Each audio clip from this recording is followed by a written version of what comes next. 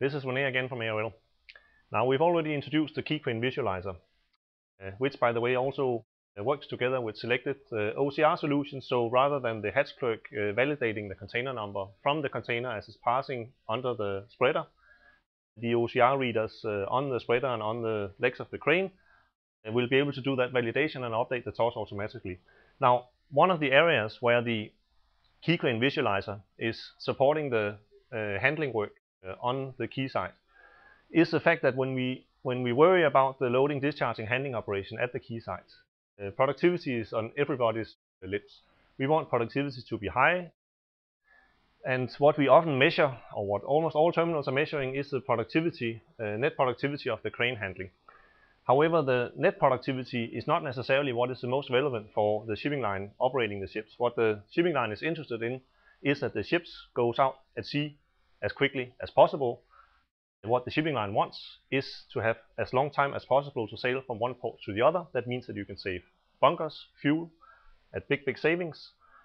So rather than focusing on the pure net productivity of the quay cranes, now what Quay Crane Visualiser is also supporting is to look at the gross productivity, or the berth moves per hour, by also focusing on and supporting all the processes which are exceptions to when the crane is handling the container. So all the events that happens when a vessel is in port, and for some reason or another that the quay crane is not able to load the discharge containers.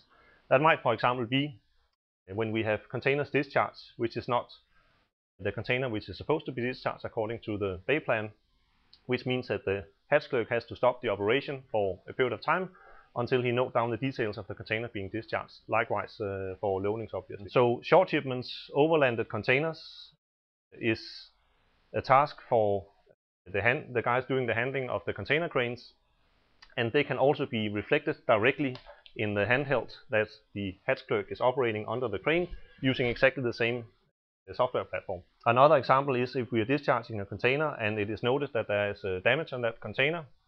Again, the hatch clerk can use the same device with the same user interface, graphical user interface, quickly indicate on the software where the container is damaged, which kind of damage is appearing. With a device like this, the Marathon device, you can even use the small camera on the backside of the device to make a snapshot of the damage and store and log it right away in the database.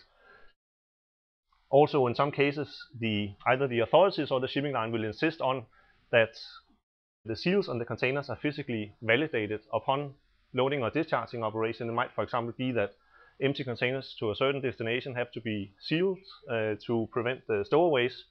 And the same software also provides same style facility that via the touchscreen user interface, you can update the seal numbers of the containers whilst they're being loaded with absolutely minimal interruption of the everyday handling. So this means that the gross productivity of the crane will go up because the software platform is supporting also these exceptions to the normal handling conditions.